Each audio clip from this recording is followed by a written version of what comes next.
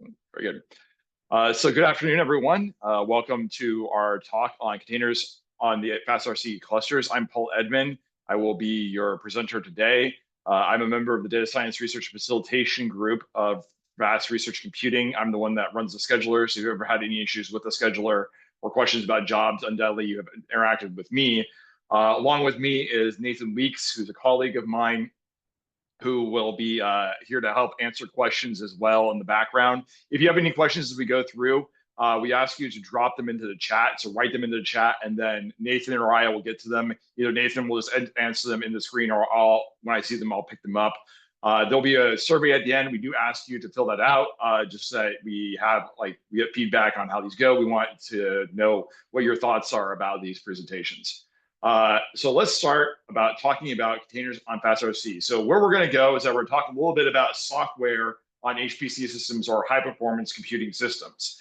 We're going to talk a little bit why you would want to use containers, do an overview of the types of containers that are available, and talk a little bit then about Podman and Singularity, which is the two types of containers that are supported on the cluster. We'll do some basics of the containers. There's far more detail in this that we can really cover in this talk. It's really meant as an introduction to the concepts behind containers, how they work. There's far more documentation on our website. If you search containers or Podman or Singularity, you'll find our more exhaustive documentation related to that. Or alternatively, you can search online for Podman and Singularity and you'll get a digest of those as well. So what are difficulties on HPC? So high performance computing is a bit different than cloud computing. Namely, that HPC systems tend to be very monolithically built with a single OS across systems. Software in general doesn't doesn't matter where you are, if you're on a local laptop or on one of our servers or in the cloud. Software is hard to build because it's complicated. There's lots of different parts all over the place, and especially if you don't have control over the system, they can become even more problematic, which is definitely the case with HPC systems. They tend to be shared and multi-tenant, meaning that you do not have privileged access to the system itself, meaning that you have limited abilities to change the system. You have to work within the limits the system sets. Some applications might actually need dependencies that are not really available on the system itself. So the OS that we're running may not have the dependencies you require. Or alternatively, it's just super complicated dependencies. Like you may, for those of you who like use R or like Python or anything like that, you may recall there's like 30 million dependencies you may have to pull down before you actually get to the thing you actually want to install. Those dependency chains become really difficult to track down, especially when those dependencies, you really care about the specific version of everything being a specific way it is. That becomes very complicated in that situation. Applications requiring software is compatible with other OS that is offered on the system, such as like we run Rocky Linux version 8 on our system, but you may be wanting to use something like Ubuntu because your system is kind of built that way. It's designed for an Ubuntu system. So you really want to build using that as opposed to using our default OS. There's also the issue of reproducibility.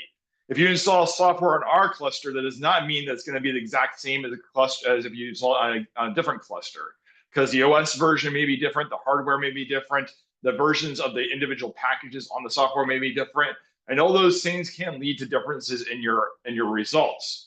Now, this is important to keep in mind, is that if changing versions of your code changes the results, that's a big problem with your code. That's not something that you should really let stand. You need to investigate and fix that issue because your results should not change regardless of how the system underneath changes itself. That means there's a bug somewhere in your system, and that puts into question your entire stack.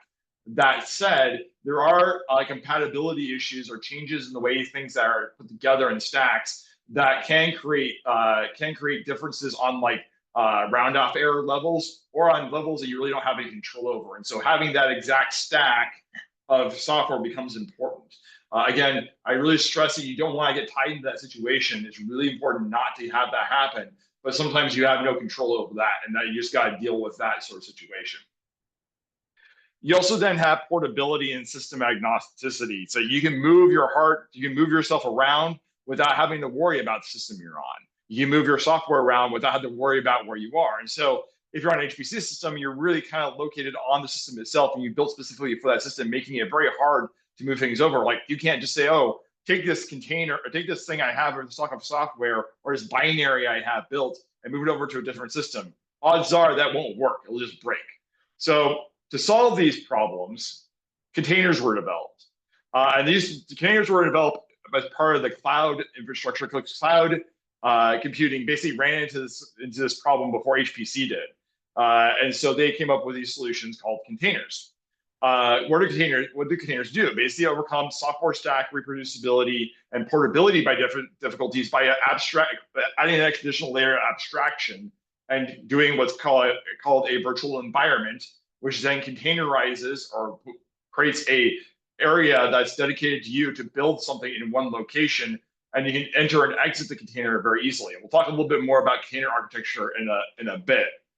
But basically, it contains your entire software stack such that when you launch the virtual environment, it loads everything at the time you go there. And this virtual environment can be opened and closed easily.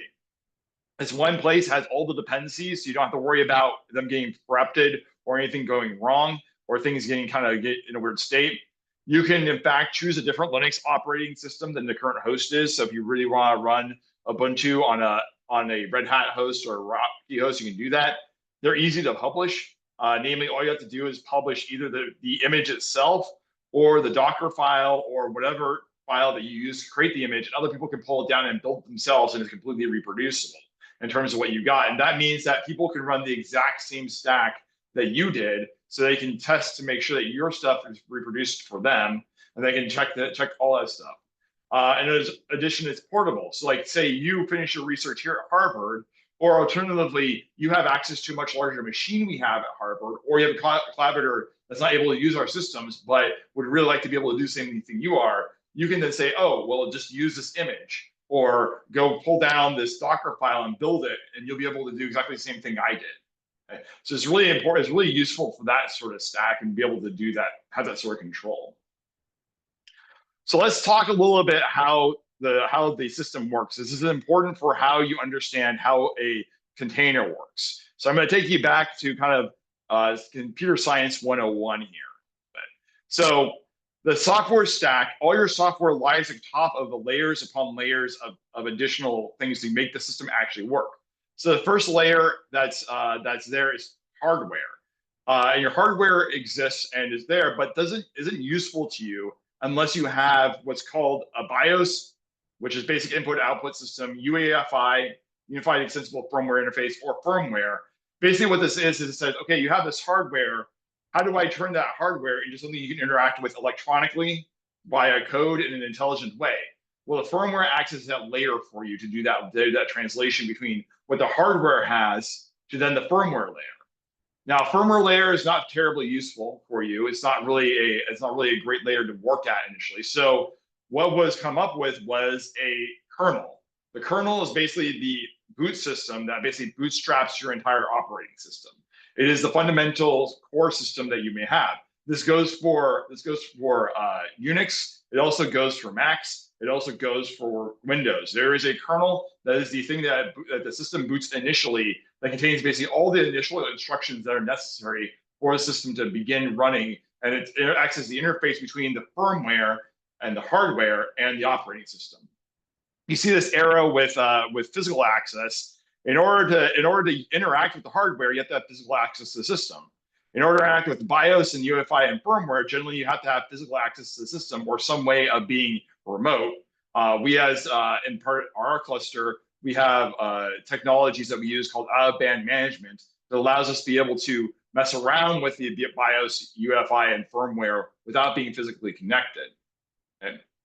And that's a really good point, Tinashe, in terms of like one thing to remember is that when you adopt containers, it's not just beneficial for big ideas, but it's really great for people doing tutorials on a specific version and really kind of kicking things up. That's a really great point there. The kernel then has above it the operating system. The operating system is basically all the stuff you interact with when you actually log into a system. That environment is the operating system. Similarly, if you were to be on your Mac or on your Windows, when you log in, you're now on the operating system, which is what allows you as a user to control that. Everything in this space, from operating system down is all what's called root space. Namely, you have to be an administrator on the system in order to interact with it. The reason why this is important is because people, because it was found out very early on that we can't just let everybody be administrator on the system. And it's not just for the sake of security, although that's a very important thing. It's also for the sake that people that are just general users of the cluster may not be experts in using the system, and therefore they may do something that may break the system. Well, if you can isolate them off from being root, they can't break the system anymore, and because it's very hard for them to do so, meaning that you have people that are sophisticated users acting as administrators or having root access, and then you have other people that aren't as sophisticated using the system because that's what they care about, is using the system itself, not how the system itself is working underneath the hood. Okay, so everything below this is you have to have anything that's regarded as root space, you have to have root access to, you have to be an administrator to get at. Similarly, anything with physical access, you have to be able to get access to the system, physically be with the system in order to mess with these things generally. From the kernel on down, you have to have physical access to the system to be able to do anything with it. When you get to the operating system level, though, once this is in place, any user can log into the system and then install what are called applications, which is your software. This is where you generally sit as a user, is that usually sit in user space up here in application land, building and running your applications and doing your research and science. Well, we as administrators take care of this operating system and kernel level, so all this stuff. Okay. Now, sometimes what you really want to do is that you really want to be able to mess with the operating system or things that are considered part of the operating system and be able to get at that, but you can't, because the application that you're running really needs something different than what the operating system provides, and becomes very, very difficult to kind of build your application otherwise. Normally, with most things on the operating system, you can build other versions of it and use it locally as your user. You can do that without much of a problem, but that's not true for everything. Okay? So there are several solutions come up with it for this. In the case of containers, you have a container, you have your container, which you build, and then within the container, you have your libraries and operating system, and then you have applications put on top of that. And this container is completely self-contained. Now, we're going to talk about that in a second. The reason why these are yellow is because they're not root space depending on what type of container you're using. So if you're using Singularity, which we're going to talk about in a moment, all these things are in user space for you. For Podman and Docker, these things are still root space. You have to be root to do these things. Now, we're going to talk about a workaround for Podman that we have on the cluster for users to be able to spoof root and be able to do this on the cluster. But if you go to if you go off to the cloud or something like that, by default, you have to be able to use root to do Docker. And this is why you see like a lot of instructions. If you look like a Docker instruction, something like that, you'll see it's pretty much assumed that you're going to be root the entire time, because that's the way that they're developed, that the system was developed. It was not developed with multi-user in mind. Singularity was, and we're going to talk about that in a moment. The other virtualization version that people can use, and we're going to talk about it here for a moment just so that you're familiar with it, it's what's called a virtual machine. What you have is that you have a piece of software called a hypervisor that's part of the operating system that you can run that will give you basically a virtual slice of the cluster of the machine, and basically give you basically a virtual little computer. Like the computer, it's the little machine itself has its own little memory space, has its own virtual processor. So it's as if it's actually, yeah, we're going to talk about that in just a moment. Where you actually are basically in as the term it is, a virtual machine, a synthetic machine there, that you use synthetic computer there. So the chip itself is a virtualized chip. So you're actually not running on a chip, you're running on a virtualized chip, which happens to run on top of the chip. So you can spoof a different type of chip completely within the virtual machine. With a virtual machine, you then have full control over kernel, OS, and applications. Because with the virtual machine, as the user, you're now being root on this machine. Your access to the hypervisor is as the user. And when you boot up the virtual machine, when you're on the virtual machine, you're root, you can do whatever you want.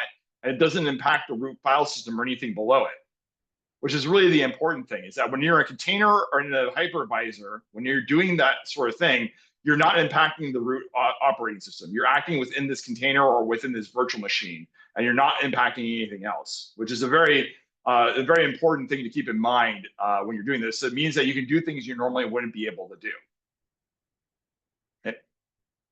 So let's take a look at like the different types of things. So Virtual machines, very flexible. You can run pretty much anything as a virtual machine in terms of like what you want to run Windows, you want to run Mac OS, you want to run any other exotic type of OS you want to run, virtual machine can do it.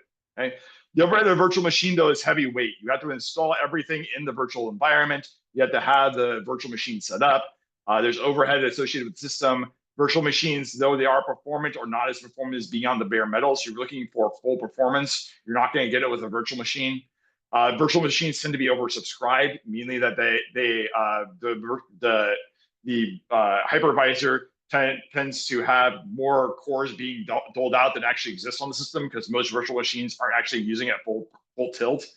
But you can run on the virtual machine on any hypervisor that supports that VM type. So they're completely portable. You can move them around wherever you want to. Containers are less flexible. They only apply to Linux systems. So actually, containers will work on Macs. They'll actually work on Windows if you're using Windows subsystem for Linux. They won't work on Windows. You can't run you could not run like a Windows container on a Linux system because it's not a Linux system. But you take a Linux container and run it on any Linux type of system. Okay. It's very lightweight. It just uses the kernel of the OS system. So one of the hitches with a container is that you cannot run a newer kernel than the system itself runs. You're still bound by that kernel version. With a virtual machine, you are not. But with a container, you are. And you can run it with any system that supports container type. Containers generally are more performant than virtual machines. They're not quite as good as bare metal, but they're pretty close. And so they work pretty well for that. If you want to get like as close to bare metal performance as you can, containers will pretty much do it. Bare metal, you're tied to the operating system libraries. You have to use the host OS. You're tied to specific OS. So like, well, why would you ever use bare metal? Whereas as I was detailing, the performance is why you would use bare metal. There are people that really want to get every last percentage point of performance out of the system, and bare metal is the way to do it. There's also certain workflows that containers really don't work very well for. There are ways of doing parallel containers and what have you in terms of if you want to use MPI with containers. They're complicated and tend to be a bit kludgy. It's usually better to just do the bare metal in those situations. So things can get really complicated with containers. You do exotic things with them where bare metal may be better. Also, maybe the fact that your software is just so simple that there's no reason to go to a container. Containers are overkill for what you want to do. Containers, again, are really good for complex stacks. If you don't have a very complex stack, you might as well stick with bare metal because it's not going to really impact you that much. Okay. So a few bits of nomenclature before we get deep into this. So SingularityCE, Apptainer, Podman, Docker, if you've been engaged with the containers, are all the documentation. These are all different terms for software that creates containers.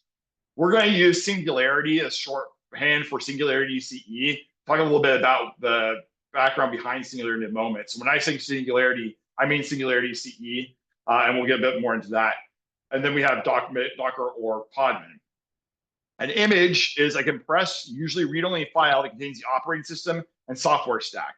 Basically, it's the entire container you can kind of portably move around. This provides a template for the container. You can just do it. So for instance, an example, nomenclature, we say I'm going to build a MATLAB 2021A image or an AlphaFold image or an OpenFOAM image. You're going to build this file you're going to use then to launch the container and run it. So the image is the thing you launch the container from. The container is a type of technology that is running the application. Some people will actually use container interchangeably with virtual machine, although that's not very common. Containers and virtual machines usually are not used interchangeably, but sometimes people may do that to slip, what have you. Containers are definitely different technologies than virtual machines are, so you go back and forth between them. For instance, you'll have I'm processing my data in a Singularity container on MATLAB, or build an image or run a container using that. And then your host is then the supercomputer laptop where the containers run. So when I say, okay, the host that you're on, that's the machine you're currently running on, you're currently there on. That's basically the fundamental operating system and system that you're on when you launch a container. Okay. So there's kind of 4 different containers that exist in broad. There are other containers that exist. These are the 4 most popular. We're not going to talk about the other ones because you'll find them on some other supercomputers. We don't have them here. So there is cloud native ones that were originally developed for the cloud, which are Docker and Podman. And then we have ones that were developed for HPC native. for being able to run in high-performance computing environments. And that's SingularityCE and Aptainer. So let's go through each one of these individually. So Podman versus SingularityCE, let's talk about that first. So Podman assumes root privileges on the host file system and is not designed for HPC or multi-tenant systems. Okay, that's what Docker also is the same way. Docker and Podman work very similar to each other. Again, we'll talk about that in a second. Singularity, on the other hand, assumes that users do not have privilege on the system, and it's designed for HPC multi-tenant systems. So that's kind of the major difference between that. In order to get Podman to work in a multi-tenant system without having to do root, we have a trick we're going to pull to do that, which we're going to talk about in a little bit. So SingularityCE is an open source container software put out by Scilabs. Okay? CE stands for Community Edition, and like I said, shorthand is for Singularity. Specifically designed for HPC systems. Multi-tenant systems, no root is required. Package applications and dependencies and workflow are all stored in a single file called the Singularity file that you use for that. Singularity used to be one thing, and then back in 2000, a little bit before 2021, forked because Scilabs wanted to go into for-profit in terms of making money. Because Scilabs actually came out of the national labs, and then Scilabs was like, "Hey, we want to make money. We want to do this thing with SingularityCE." The people that were in the community basically said, "We don't like what we're going to do with this, so we're going to create Aptainer, which is basically a forked version of Singularity." And so now you have two different versions, SingularityCE and Aptainer. Both are popular, both are used in different places. When this happened, we had to make a decision between SingularityCE and Aptainer. We went with SingularityCE. We don't pay for it. There's a free version of it that we use. Okay? SingularityCE is maintained by Scilabs since 2021. Aptainer is controlled by the Linux Foundation since 2021. Singularity containers and Aptainer containers generally are compatible with each other. So if you're on a system that has Aptainer, you can generally run stuff that was built for SingularityCE and vice versa. They have maintained compatibility with each other, but there's feature sets that are available in SingularityCE that aren't available in Aptainer and vice versa as well. So you're gonna want to pay a little bit of attention to those things. On our cluster, we use SingularityCE, so it's not much of a problem. And you shouldn't have much of a problem here. And as always, you can always generate a Docker file or a Singularity image file and use it with SingularityCE or Aptainer to rebuild the image from scratch if you're on something that's not compatible. Okay. Podman is part of is an open container initiative, OCI, toolchain developed by Red Hat. Red Hat is what owns Red Hat Enterprise Linux. Red Hat is actually what Rocky Linux is based off of. So Rocky Linux is a free and open version of Red Hat Linux in terms of it's an open source clone basically of it. Podman has an advantage over Docker. The Podman and Docker work pretty much almost the same way, except that Podman does not require a daemon. A daemon is a little program that runs in the background that manages things and kind of pulls things in and out of existence. Podman doesn't require a daemon. Right? Generally, Docker does. So Docker requires a daemon to be running. Podman does not. Podman was architected basically to be a daemonless version of Docker. And it's compatible with Docker or OCI compliant containers. Okay? Docker command, if you run Docker on the cluster, you may notice like, oh, I just run Docker on the cluster, it'll work. Well, what it's doing is actually just running Podman underneath the hood, and it will just work in most cases. They're not every single case it'll work for, but most cases work for. Most cases you care about, it'll work for. Okay? So it is the case that Docker, quote unquote, works on the cluster that's because you're using Podman underneath the hood. Okay? And it can be run in rootless mode using a technology called sub-UID. This is the trick we're going to pull in order to get rootless to work. Okay? So let's talk about sub-UID. So sub-UID is in full is subordinate user ID. What sub-UID does is that it subordinates a range of UIDs to a user. So what does that mean? What's going on with that? So when you log on to the cluster, if you ever run ID on yourself, if you run ID and then space your username, you'll see that there'll be a string of stuff that puts out there, and you'll see your username and then a number next to it. That number is what is called your user ID, okay? Because the system itself doesn't actually know about your username. What it knows about is your user ID, and then it maps that user ID to your username. Okay? So that user ID is just a integer string, 32-bit integer string that you then are assigned that's unique to you. Okay? That then is mapped to you and to only you in that. Okay? So what sub-UID says is that, hey, I'm going to give you a range of UIDs that you as a user can use along with the one that you have. They're subordinated to your ID. Now, what this permits you to do is that you can actually spoof other users inside your container. So in the container, okay, root, which is 0, gets mapped to your UID outside the container. Inside the container, if you're like running Apache or something like that, that's the UID 48 normally. But outside the container, you're mapped to this other number, which is the range of UIDs that has been assigned to you for your stuff. Similar if you're running as the Ubuntu user, you then get mapped to this. So this J Harvard user has had all the IDs for let's see, 1,020,000 and higher are mapped to them, so they're able to use those IDs for themselves. Now, obviously, we don't want to have these IDs intersect with existing users. So when we do the mapping for you, we actually put this, we actually make sure that you don't intersect with any other users, so you won't spoof them and won't run into them. Okay? But this is the trick that we're using to basically get these IDs, get this to work, is that inside the container, you use sub-UID to use these things inside the container, and it maps to these outside the container. And note that this does not this does not work for Lustre. Lustre does not work for, so if you're using something like HolyLFS 04 or HolyLFS 05 or HolyLFS or HolyStore or Boss LFS 02, you can't use sub-UID with this, meaning that Podman, rootless Podman, will not work for you on those systems. It does work for NFS though, so you can use this on Holy Labs, on NetScratch, or any other system that is NFS mounted, which is most of our other systems out there. But you need to permit world access. The reason why is that these UIDs don't belong to your group, don't belong to any group, aren't any user that any of these file systems actually recognize. And so you have to set it up such that the file system that you're using can actually interact with this and has permission to interact with those. And the only way to do that is to permit world access to that folder. So this is a security limitation with this technology, is that whatever directory you're using for this, you have to permit world access to it.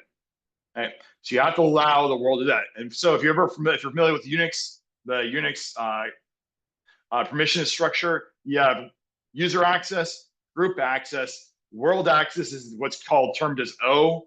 And basically you want to give read-write access to O, which is everybody else in the cluster. Meaning that whatever data you have in this folder is going to be visible to everybody on the cluster. So just keep that in mind from a security point of view. You're going to want to be careful about that. You also have access to local scratch on the system itself. Okay? So all those places will work for data for use. Likewise, if you're just running as root in the container, you can go basically anywhere that your user is permitted, because root is basically mapped to your user. It's only when you use other IDs outside of root that things get a little bit wonky. Okay? But this subordinate UID is how we managed to get the rootless to work. Because basically, again, you're spoofing root using the sub-UID. Okay? So let's talk a little bit about how to build Podman and Singularity images. Okay? The first thing you want to do is to get an interactive session on a compute node using SALEC. Okay? You can also do this via Open On Demand if you want to fire up a session there. You just need to have a session on the cluster that you can do it, not on a login node. Login nodes are not a good place to build images. You want to be on a compute node. And you then want to select storage appropriate for the build method. So if you're building Podman, you want to select storage as appropriate for that. If you're selecting Singularity, any of the storage that we have generally will work for the most part. Okay, and there's kind of 4 ways to build Singularity containers. You can download an existing container, You can download the OCI container image from a registry. You can build from a Singularity definition file or build from a Docker file. We'll go through all of these here in a moment. Podman, there are two ways to build.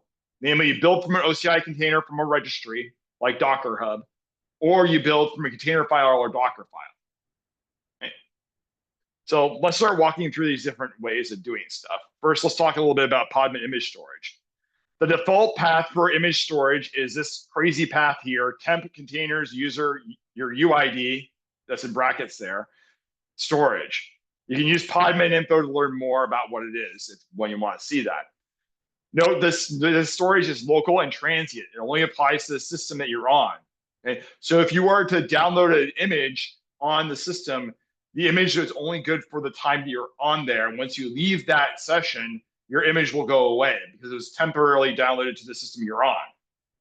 So if you need to save your image to disk, like say you're developing an image or building one, or you don't want to have to like download it every single time, you want to use Podman save to dump the image to disk, and then you're able to read it back in later on. Or if you have custom images that you really want, we really should keep them in external image registries like Docker Hub. Registries are there for this sort of thing. So you want to keep it in a registry as well, because you also get version control and all the other good stuff as well. So it's a good idea to do that. Again, you don't have this problem with Singularity. It's only really an issue with Podman if you're using it. Generally, we recommend people use Singularity over Podman just as a general thing, because Singularity is more HPC native and doesn't have the problems Podman does. That said, we also understand that not everything converts into a Singularity container. And also, like you just find online, everybody has like, oh, just do Docker this and Docker that. So it becomes very easy to just do Podman stuff by doing that. Singularity is a bit more of a learning curve in that respect, but it does make it more portable for an HPC context. Okay.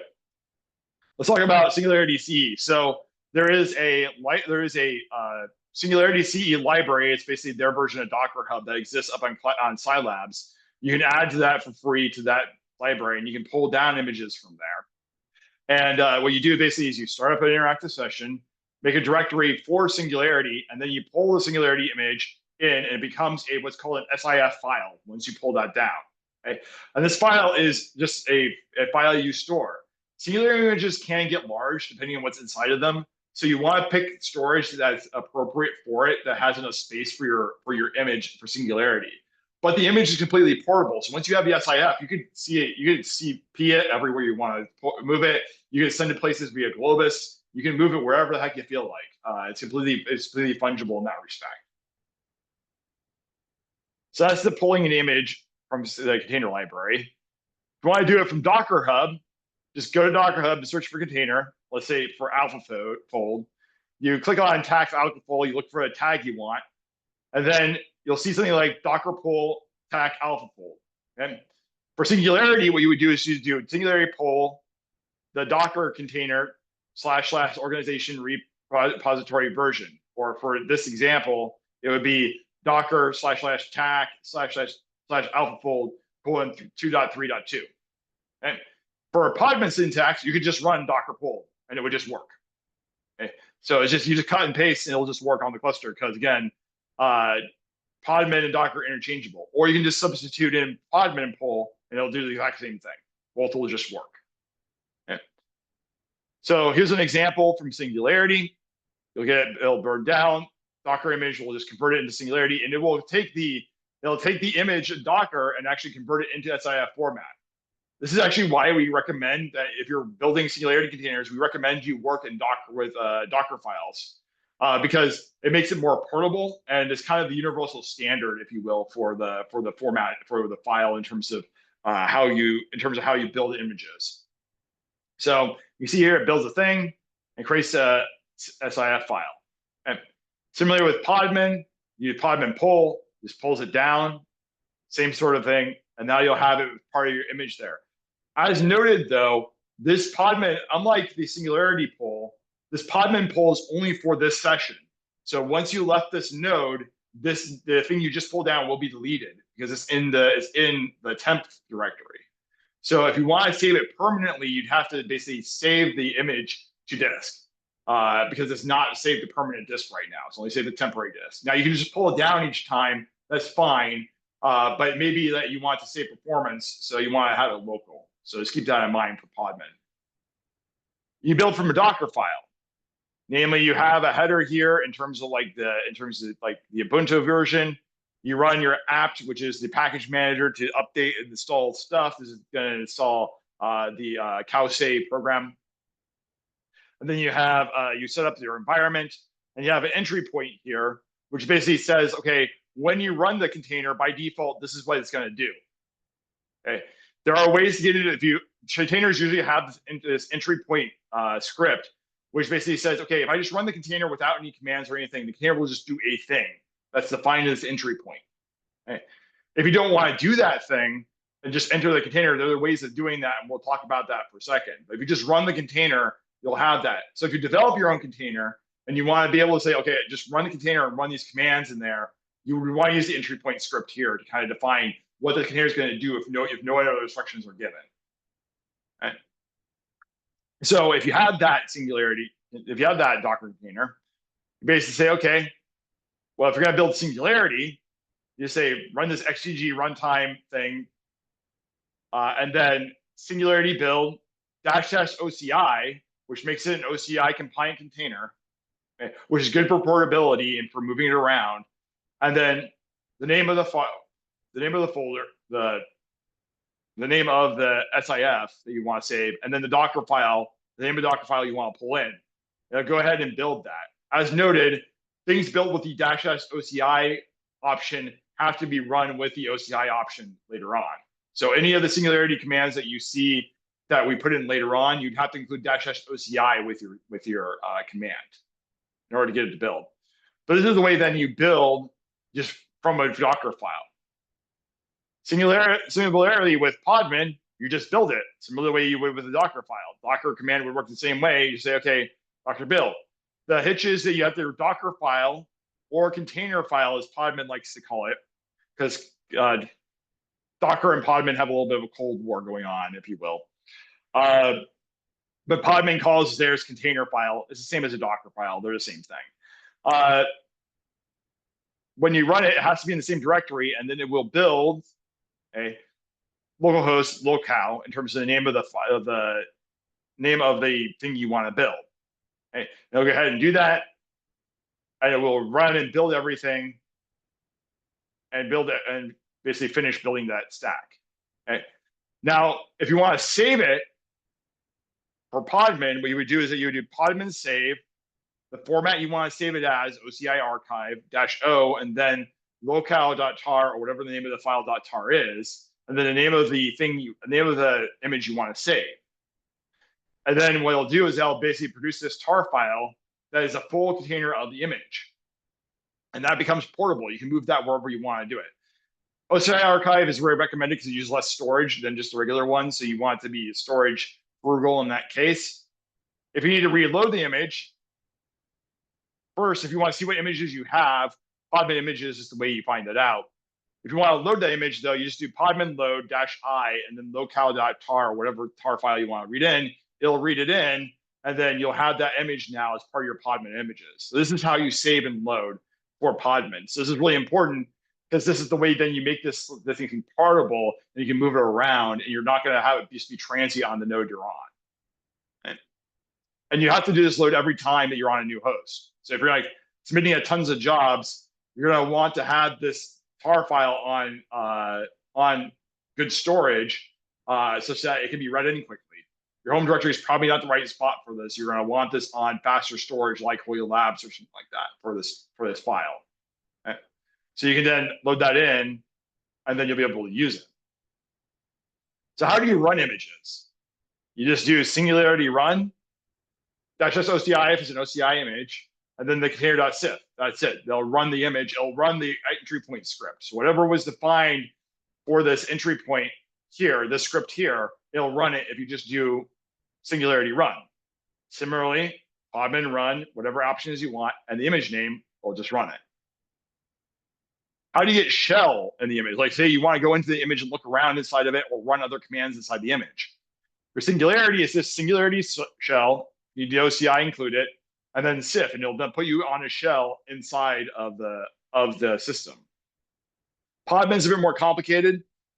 And this is true for Docker too. So it's Podman run -rm -it. I won't get into what these mean. Dash entry point. This is basically you're replacing the entry point script with whatever you're gonna put next. It is bash, and then the image name, whatever image you're running, and that will start up a bash session, which is the default shell type on the cluster inside the image that you have. Okay. So let's talk about interacting with file systems, because it's great to be able to have these containers, but you want to be able to interact with the underlying file system and be able to actually use data and pull it in. With Singularity and the host file system, we do some of the mapping for you. So anything that's in /scratch, /temp, or /n, we automatically bind into the container. So if you ever use Singularity, you will automatically be able to see basically all your storage inside of the container automatically, just by default, because we've set up Singularity to just do that. If you need to bind other things into the system, like say you want to bind parts of the operating system into that, you can use this -- bind option to bind into the system itself. Like I say, you need part of like /etc or some sort of slash file system that exists somewhere else. Or let's say you have something on some storage you want to map to a specific destination inside the container. Like let's say you have to, inside the container, you have to have all your stuff where you're going to dump your data at /data, and you can't change that. You can bind your different file system from the outside to /data. So let's say you want to say, okay, let's bind /n/netscratch/ your lab directory : and then /data inside, and it'll do that mapping. And then whenever you write to data, you're really writing to the netscratch or whatever thing you mapped it to. So this is really handy for mapping in things that you need to be pulled in there. But by default, basically your entire /n and temp and scratch are already bound in there. You don't need to worry about that. It's right there and it's good to go. Podman's a bit more complicated, or not complicated, in that Podman only sees this internal file structure by default. So to bind an additional file system, you need to do just -s volume source destination. Okay. So if you wanted to bind in, like say netscratch, you just do source /n/netscratch and then destination /n/netscratch. It'll do that. Your access to the file system paths will be limited by sub-UID. So when you're when you're acting with the file system, while you may look like your root, you're really actually interacting with it as your normal UID. And if you're a different user inside of the container, you're going to be interacting with the file system as that sub-UID. Namely, you're not able to access things that you won't have permission to for that sub-UID. So keep that in mind. If you want to keep working in normal user space and you don't want to have to worry about this, you can use this additional option --user RNS keep ID. And this will make the thing work basically in a similar way to the way Singularity works, where everything's working as your normal UID, right? And it's used in the container. Note though, you're not going to be acting as root anymore, and things will kind of not really work the same way as if you were there before. So you want to choose the right thing you want to do.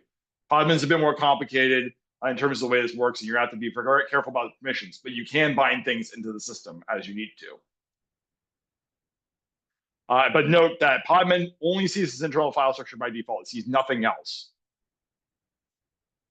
If you want to use GPUs, it's pretty straightforward. You just do Singularity run --nv and then the image name, and it will start and use all the GPUs that have been assigned to you by the scheduler.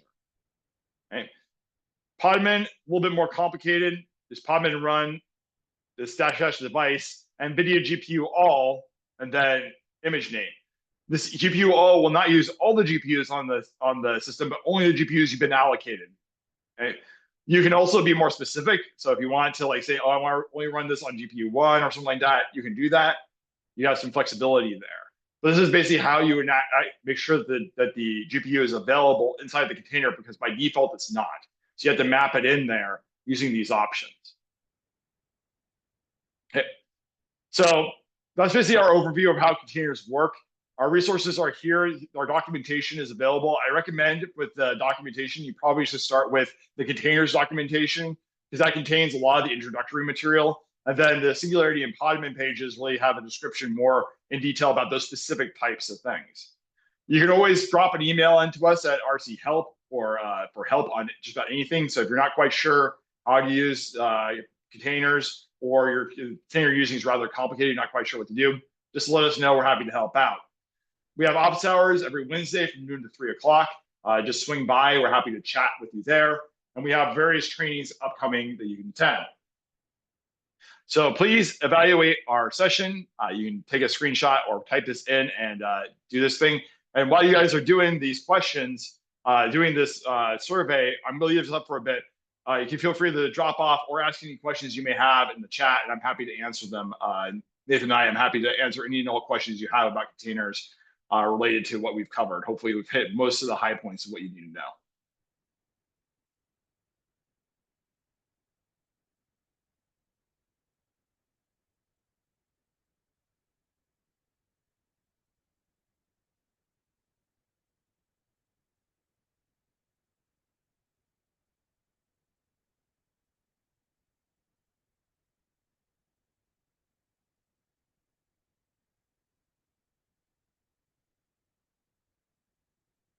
I'm not seeing any questions on the screen there. As always, you can swing by our office hours if you have any further questions about this, or drop in and tickets us. Hopefully this has proved profitable for you. I hope you all have a nice day.